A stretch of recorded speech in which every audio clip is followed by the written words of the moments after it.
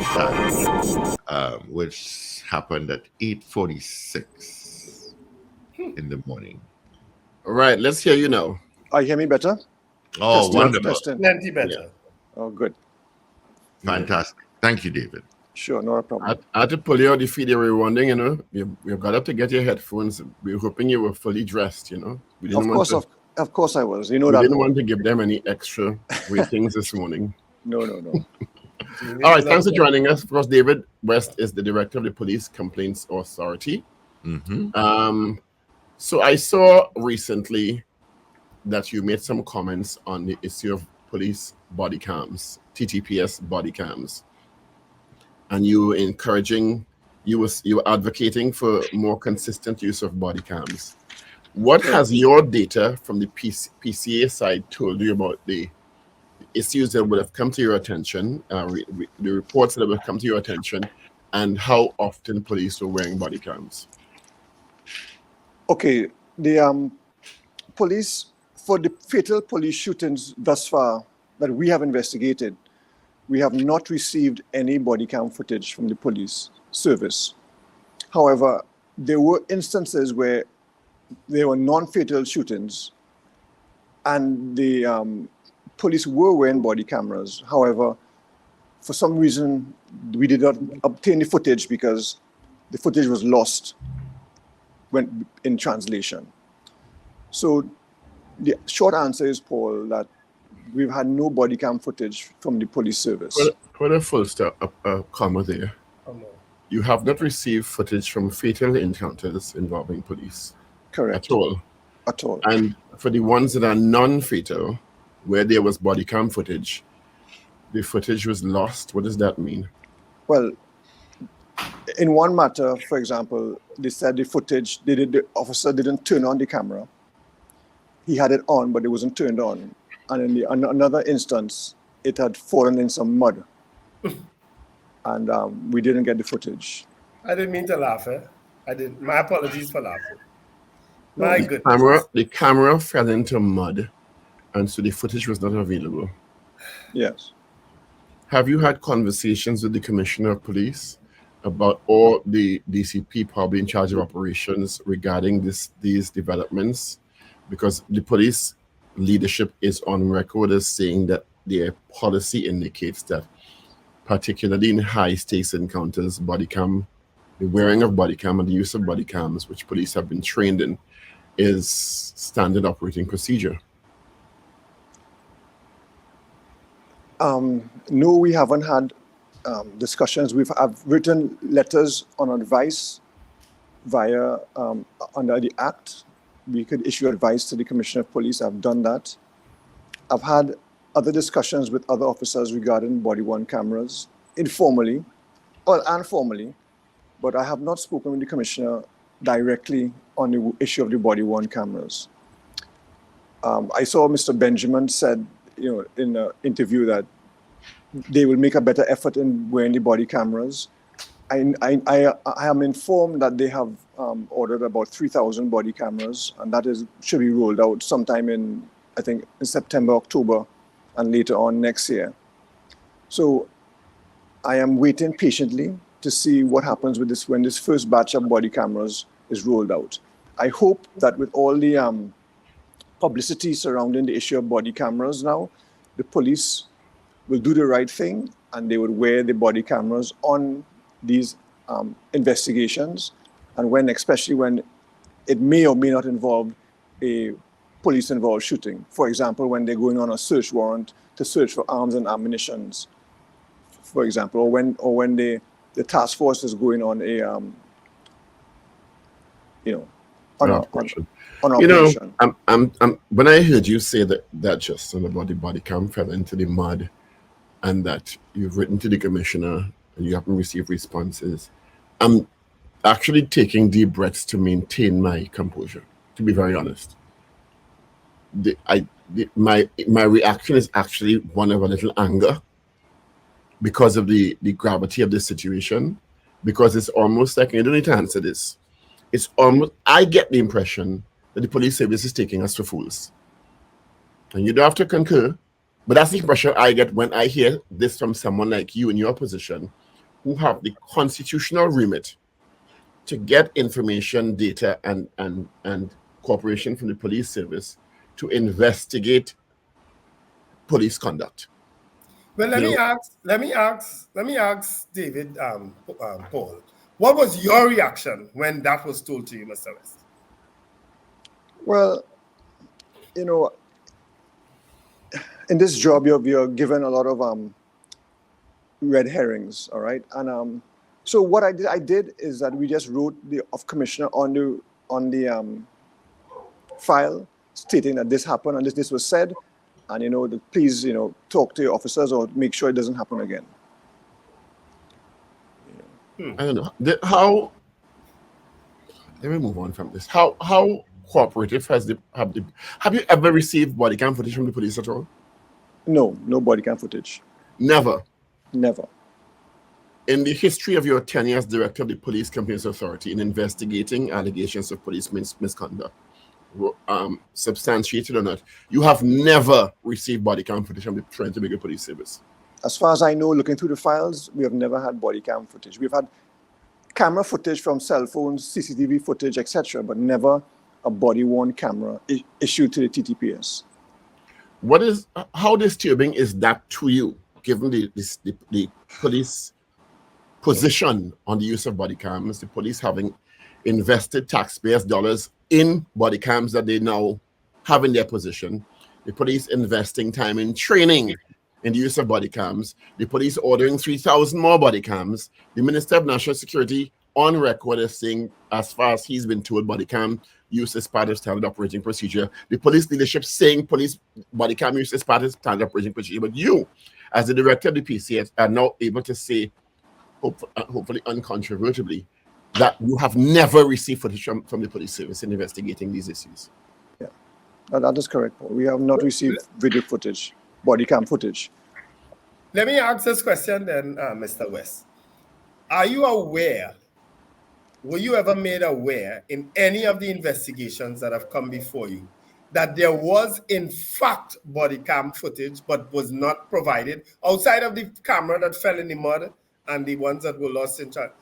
Are you aware of any other incident that there was in fact body cam footage but it wasn't provided to you? Well, if there was body cam footage and it wasn't provided to me, that would be a breach of the act. And, there are sanctions for that. But as far as I know, from our investigations we have done thus far, we have not received any body-worn camera footage from the TTPS. Let's widen the conversation. Body cam footage is evidence that you can use in investigating. And very often we think because the PC is investigating, it automatically means police officers are guilty of something. That's not so. You're investigating to ascertain whether or not allegations of improper conduct are true or not. And very often they are proven to be incorrect and unsubstantiated. Correct? That is correct, yes. So that people, is correct. Very often they get this impression that, well, the PCA out to get the police, and that is not true. The PCA is a constitutional unit.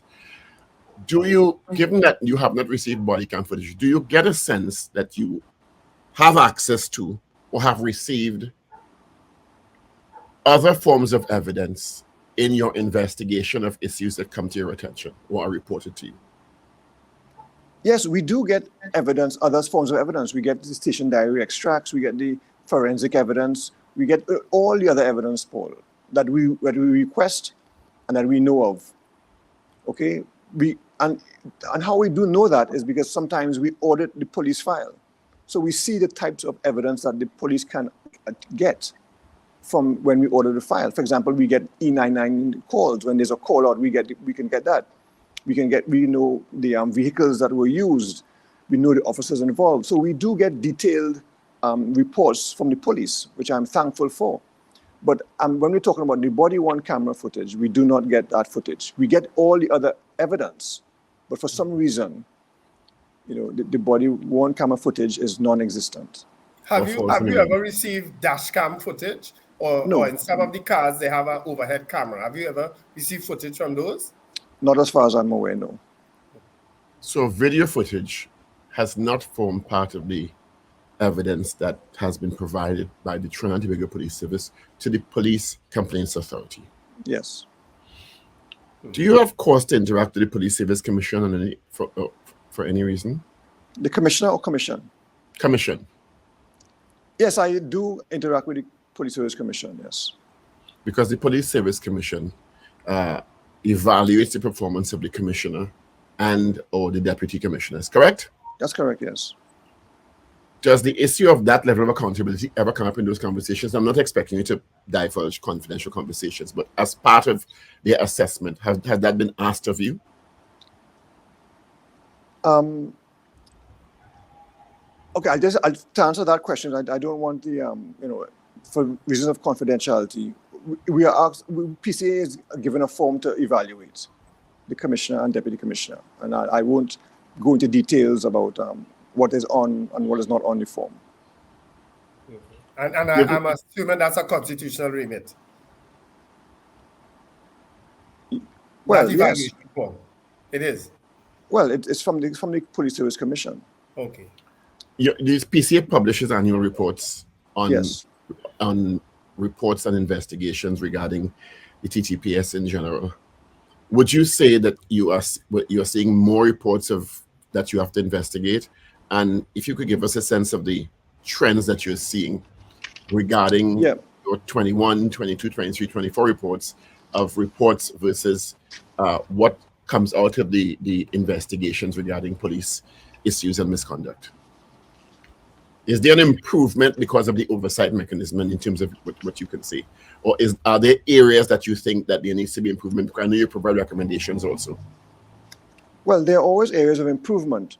And what we have found was that the reports have been increasing. For example, I could tell you that in 2024 to 2015, 1 year, we had 321 complaints.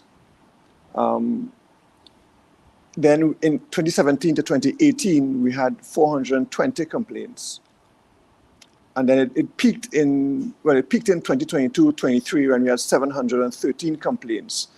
So from 2014 to 2024, June of this year, we've had 4,411 complaints. Of that, 495 matters were referred to the Commissioner of Police, 121 matters referred to the DPP, 66 matters referred to both COP and DPP, and we proffered advice to the Commissioner of Police on 219 matters. And regarding the Police Service Commission, we offered advice on 1 matter to the Police Service Commission. Is there a time frame within which someone can complain to the PCA? Yes, under the Act, it says a year, but however, it's up to the discretion of the director or deputy director to take the matter after 1 year, depending on the circumstances of why they took so long to report it. Plus, you have to remember also, we need to gather the evidence. Right. And gathering evidence from a matter happening 2 months is difficult enough compared to gathering a matter that happened a year ago, because of course, station diary extracts. Yeah. The books change, the books go into warehousing or whatever it is. And, it's just a delay, and the longer the delay, the longer the evidence and the harder the evidence will be to collect. Right. So for the purposes of information, Mr. West, if you could take us through the process, how someone can make a complaint to the PCA. And I'm going specifically, let's say that last incident with the policewoman with the camouflage rag. Right. If that girl wanted to take a complaint to the PCA, how should she go about doing it? Okay, there are several methods she can go about doing it. I will say the one method will be to come into the PCA at level 24 Tower D by the Hyatt, or in Tobago. We have an office in Tobago in Bacalet Street in Tobago. She comes into the PCA and says that I need to make a complaint. She's then taken to our complaints officers, who take the complaint in as much detail as possible. That complaint is then tracked to our legal department to determine whether or not it falls within remit. That is, whether or not it's a serious disciplinary offense, a criminal offense, or police corruption. Once that happens, she gets a letter within 7 days saying that the matter is within remit or is not within remit. Once it is not in remit, she gets a letter stating so. If it is within remit, she gets a letter stating that, and also to the contact information for her investigator. The investigator will then contact the complainant and say, I have your complaint, I've read your statement, but you need to come in to make a further statement because X and Y wasn't taken. So that would happen. Once that happens, sorry, go ahead. Once the statement is taken, it may or may not be taken, but once it is done, it is then the investigator then goes out and investigates the matter. So the legal department then gives the investigator a remit, for example, discreditable conduct, misbehavior in public office. So they're looking for they're looking for evidence to prove these factors. Now, during the course of an investigation, of course, other issues may arise, which the investigator will come to the legal officer and say this, and then they would then expand the remit as the case may be. Once that has happened. At what point in time is the officer informed? Well, that will happen later on, because remember, this is a confidentiality matter. So I'll come to that. Okay. So once the investigation is completed, the investigator then does his report. His report is then sent to the legal department to assess.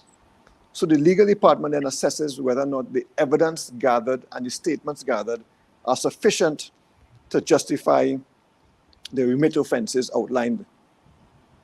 If it is not, they go back and do further work.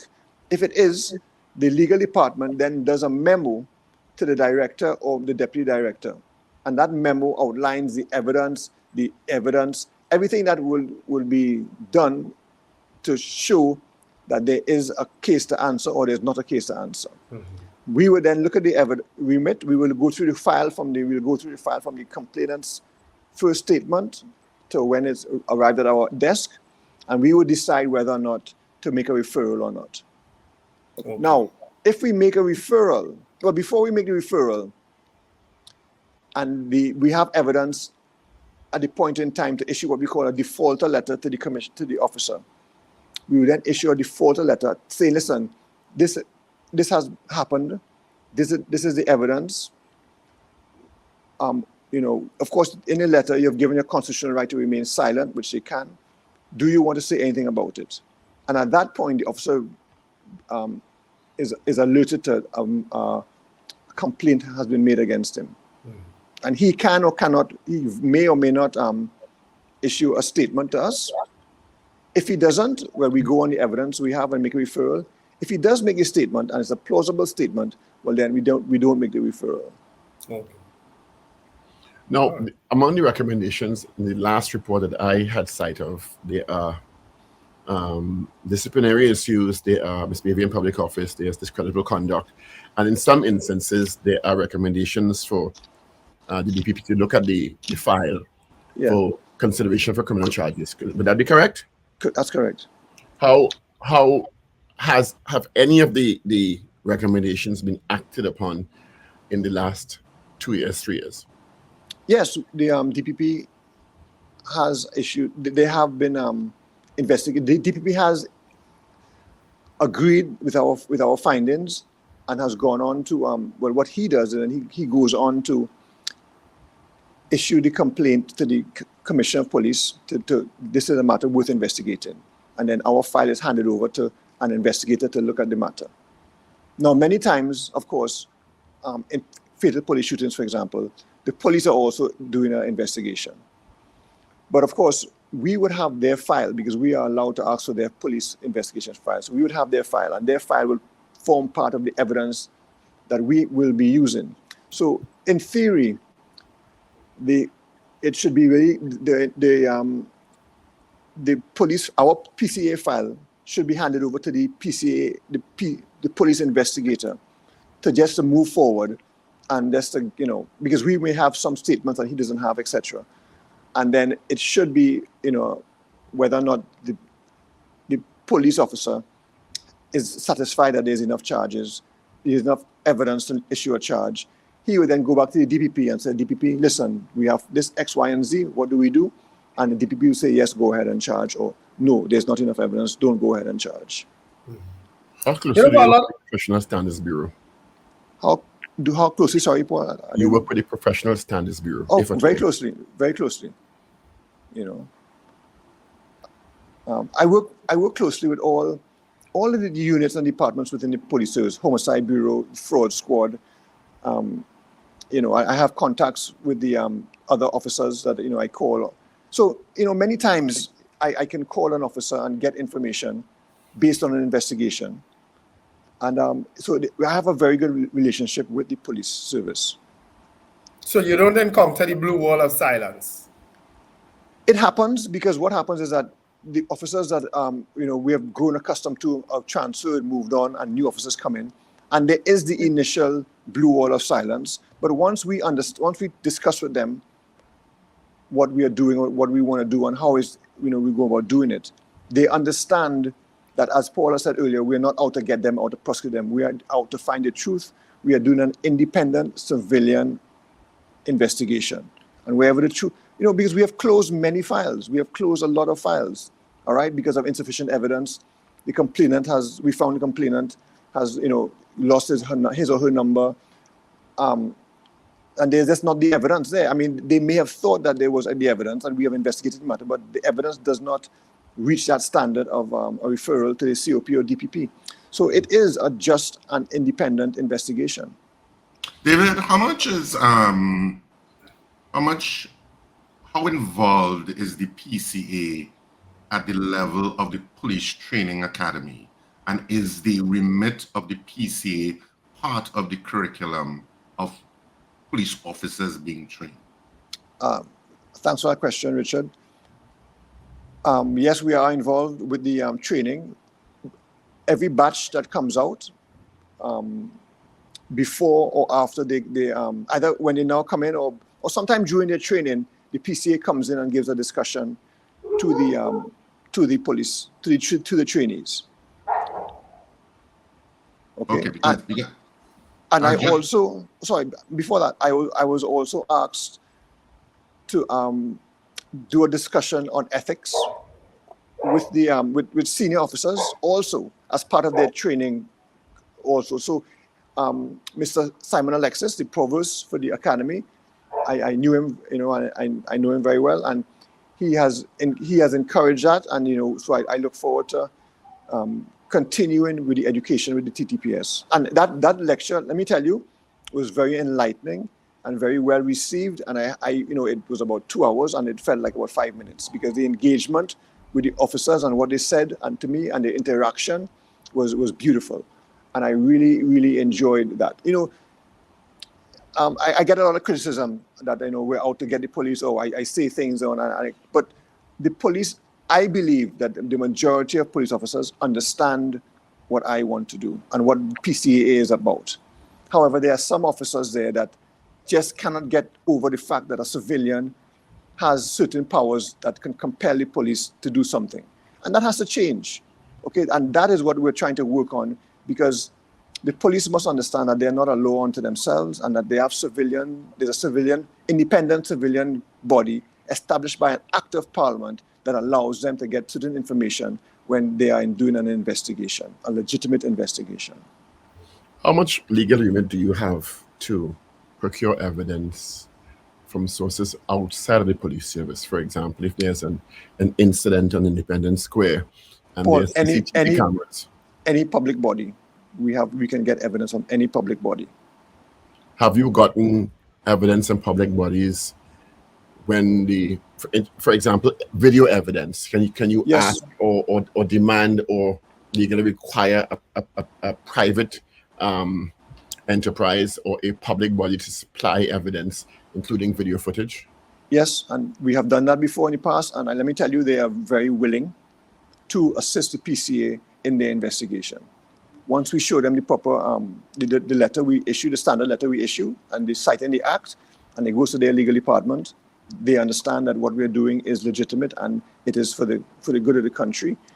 And yes, we do get video footage from private and public bodies. There was an incident on Independence Square about 2-3 years ago. I think it was just before COVID. Correct. Where police were in pursuit of a car with some young men. Yes. I think the car ended up crashing somewhere in Independence Square, probably in the vicinity of Central Bank Towers or Republic Bank, somewhere there. Republic Bank, yes. Republic Bank. And Yeah. the end of the encounter was that the young men inside the car were shot. I think they died. Yeah. Had that issue come to the attention of the PCA, did you investigate that? Yes, Paul, we investigated that matter. We made recommendations, and that has gone for a coroner's inquest. Oh, describe to us what a coroner's inquest is, please. Well, when a person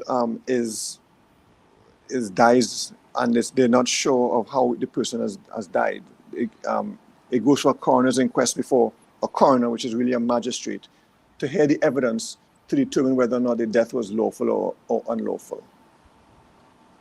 And let me tell you, case? Pardon? Did you get footage in that case? Yes, we did get footage in that case. And let me take it a step further. I know, Paul, you were in Parliament in 2021, when the Act was amended to allow the PCA to become an interested party in coroner's inquests. That is working. Paul, you don't know how that has increased our work, which was very good, but the coroners call upon us to come into the inquest now in fatal police shootings and see what evidence we can give or try to assist them in getting witnesses. Because from 2015 or before, we have evidence or information on most police-involved shootings. So we have all the evidence, the statements that they need, and the police say they can't get. So we are there to take part in the inquest and assist the coroner. We are involved in 19 matters so far, and I have been personally involved in about 4 or 5 matters that are currently going on. So that Paul really was Parliament at its best working, and I want to thank you and all the parliamentarians for that amendment to the Coroner's Act, because we are really fully involved in all coroner's inquests now. What we will do now is it will speed up the coroner's inquest, and we have all the evidence available for the coroner to hear both sides, a balanced story, to determine what he or she should recommend. And for a lot of people listening this morning, Mr. West, they would find the process long, inordinately long and drawn out. When in some cases they look at it and find it obvious. How is that to be dealt with? Well, it is long, and the adjourned dates are long, but there is a backlog, and I don't think anybody could argue that there's not a backlog in the criminal justice system. I know the recent amendments of a JIPA and all the judge-alone trials, all that will take some time to filter down. But I see that, the workload or the burden from the magistracy has moved to the masters and the High Court judges. So we can get more, the coroner's inquest now can, they will have more time to do the coroner's inquest. And all I will say, it will take time, but I think that there's been an increasing amount of judges hired, magistrates. So I'm hoping that, the efficiency and the speed of the criminal justice system would benefit the public of Trinidad and Tobago. Is the PCA involved currently in the investigation of the police-involved deaths in St. Augustine and recently in Central Trinidad? Yes, Paul. So those are ongoing investigations? Ongoing. Every police fatal and non-fatal shooting, the PCA investigates. Now, have your interventions and your report impacted the police use of force policy at all, and training regarding the use of force policy? That's a good question, Paul. I cannot say whether or not the PCA has impacted upon the use of force policy and the training, because we don't do training on use of force policy. But what I can say is that in every police-involved shooting, there's always a line in the report saying that the police acted on the use of force policy. So the police are aware of the policy. They are aware what they should and should not do. But I asked the question based on the fact that there's a recent, and I can't verify whether it's actually accurate or not, but it was reported in one of the major dailies that the police were involved in an encounter with people who where guns were found in the vehicle after the report didn't state whether there was an exchange of gunfire. I think the police indicated they felt their lives were under threat. So sometimes and I fully endorse police defending their own lives. And I do, Paul. I fully endorse that the criminal element should not be made to feel that police will not accelerate the situation if they feel that their lives are threatened. That's but correct. Course, like in the US, like in the UK, like in other jurisdictions, there is sometimes a very fine line between, what you can identify as the proper policy being followed or not if you don't have the evidence to follow the situation as it went along. How does that impact your investigations when there's no body cam footage, when there's no, in some instances, there's no CCTV footage, when you are depending on a police account versus an eyewitness or family account, and both sides may have their own interests to support?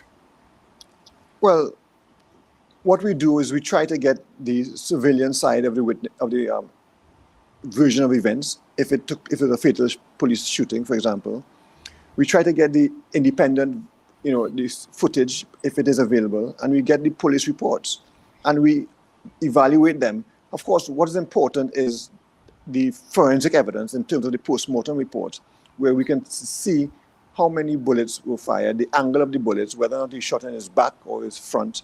So there are various methods that the investigators can use and that we do use to evaluate the evidence and come to a decision. Another issue that is, I guess, I think may come to your attention, you can tell me if we're wrong, is the issue of reports against officers who may be subject to domestic violence accusations. Yes. And because police are precepted, they have, in some instances, can take home firearms. Yes. There are some instances we've seen in the public domain, not only in the police service, but in other law enforcement agencies, where it's ended quite tragically. And you hear stories that women and men make reports that, well, they're the subject of domestic violence and they fear for their lives. Do those kinds of reports come to you? And what is the prevalence of those types of reports? Yes, those reports do come to us. The reports have been increasing within the last 2 to 3 years of domestic violence, of officers with firearms threatening either civilians or other female officers. There was one example recently that the deputy director dealt with. She liaised with me on the matter, but I can tell you that there was an incident, and the deputy was able to contact the commissioner of police, explain to her what was transpiring. The commissioner of police then went to the house and seized the firearm from the officer and awaited our investigations to give her the backing or to show the evidence of the complaints and the reports made. So the commissioner was very proactive. She understood an investigation was going on. This could be end badly, and she diffused it by taking away the firearm. So the commissioner went herself and seized not the commissioner. She sent an officer to seize. She sent officers to seize the officer. Well, that action is very commendable on the part of the commissioner. It is very commendable, and it shows that that trust, because it was the deputy said, we're compiling the file. It'll be ready in 1 or 2 days. But before that, listen, the matter is escalating. Please do something about it before it gets bad, and she did. So that is very commendable on the commissioner of police. Well, let me ask this question then. Do you encounter pressures from the police officers in case of senior officers involved in these things? Pressures as to back off? No, that would never happen. I mean, I've never encountered that, and I don't think my investigators have encountered that, because they'd have complained to me. But if an officer does that, that would be a serious offense, and that would be definitely investigated. Okay. But do you get also apprehension from them to further investigation? What we do sometimes, and this is what I was talking about earlier, the officers would say, well, we need a letter from the commissioner of police to authorize you to look at the decision diaries, or we need a letter, this letter is not good enough. So, and when they're not aware of our powers. So some of them try to, I would say, I won't say they deliberately try to slow down the investigation, but what they do is, because they don't know the law, they don't give us evidence in a timely manner. Yeah. But that is easily fixed, because I would then speak with the senior officer in charge of the division or the station, and once I talk to them, they would then allow us to go in and view the books or whatever matter we wanted. And you did say earlier on, sorry, Paul, you did say earlier on your relationship with the PSB is good, and you're satisfied with the work that they're doing there? Because we have had issues over the PSB on this show. No, Ms. Martin was there, and we had a good relationship. Mr. Marshan is there, who I discuss things with, and we have a good relationship. And also the other officers I call in the PSB. So I have not had encountered any difficulties. As far as I know, they're overburdened. They're doing a lot of work, and they're trying. You know, so I cannot say anything negative about the PSB at all, or in fact about most of the other units in the police service that I interact with. It's mainly comes from the division or the station, the station that may want to give us make it a little difficult for us to obtain the evidence, but not generally speaking in the police service, no. Now, I know we've had discussions about this before, but has there been any progress made on your recommendations to the Office of the Attorney General for continued evolution of the Police Complaints Authority Act to give the authority more power in specific areas that you ask for, that you think will more effectively empower the authority to do its job better? Well, there is, there's always a burden. Just to let the public know that we do not arrest, charge, or prosecute anybody. We do the investigation, and we make a referral to the Commissioner of the Police or the Commissioner or the Director of Public Prosecutions. There has always been the feeling that when somebody comes to the PCA to makes a complaint, they expect it to be resolved by the PCA, because that's who they made the complaint to. So there's the feeling that we should maybe prosecute our matters because we have the evidence. We get things quicker, and we don't have a backlog, and we could be more efficient in that manner. It's been discussed informally with the Attorney General, but we have not sat down we have not put forward a policy document on that, because Paul, you would understand that going to Parliament would be a whole discussion. It'll be a huge debate, because we are a civilian-based body. We are not a prosecutorial body. So therefore, that change has to become from Parliament. All right, and I don't know if that is what the direction that the government or a government may want to go, whether or not to hand us the power to prosecute our matters. So that's a whole discussion that needs. That's a really big move to it. Exactly. So that's running concurrently with the Office of the DPP. Well, yes, but some bodies do prosecute matters, like the EMA example, do prosecute. And the DPP, we have spoke. If the DPP gives us a fiat, for example, we can prosecute our matters, because we have attorneys in our office that can prosecute. And we've spoken to the DPP about that, and he has said yes, in certain matters he would grant the fiat. So there is that going on, but I think before we reach that stage, there are other things we can do, like the amendment to the coroner's inquest and other amendments we can do to still remain within that ambit of a civilian body. For example, in the in Jamaica, they had an issue where they went to the Privy Council because they were charging persons or arresting persons, and the Privy Council said, no, you can't do that. That is not within your remit. You are a civilian-based body.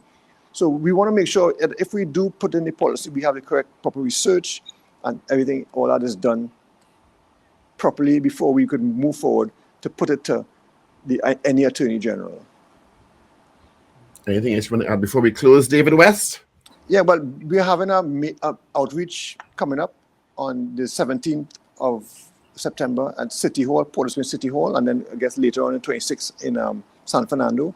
But I want persons to come out to City Hall on the 17th between 6 and 8 o'clock, hear what the PCA has to offer. And we're actually doing footage on the body cameras and to show the public what the body camera can do and how it should be operated. Should the public be the target of that, or the police service? Well, the police could come too. The police could come too. The public is doing quite well with their body cams.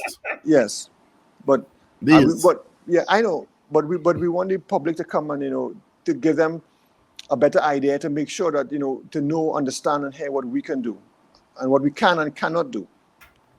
So I look forward to a large turnout, and I want to see. I want to field questions. I like to field questions. That's more interactive. It's more of a conversation between us and the public. I mean, we're targeting up to St. Augustine, San Juan Barataria, Laventille, Port of Spain area, Belmont, all the hotspot areas. So it's a series of interfaces? Well, we're doing Port of Spain, San Fernando, and then we have to get Tobago. Okay. Before the end of the year. Send me a WhatsApp so I can remind them on the 16th and the 17th, please. Okay, I will. Thank you. Right. David West, thanks for being with us this morning. Yep. Thank you for your continued service, and we appreciate you being with us. I appreciate the time. Thank you. Have a good day, gentlemen. All right. Thank you, David. Take care. Bye-bye. All right. All right.